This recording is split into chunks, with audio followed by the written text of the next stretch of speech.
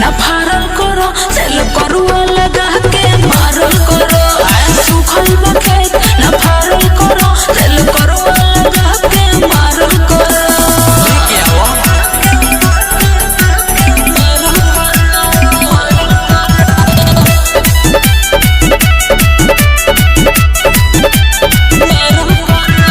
मारता उफान जान भीतरी जवानी झाड़ लेवे तो ना बस एक बेर पानी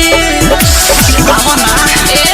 घूर के तू तोड़ दे बड़ा कसाई छोट भावे चदायो भी सही नहीं पाई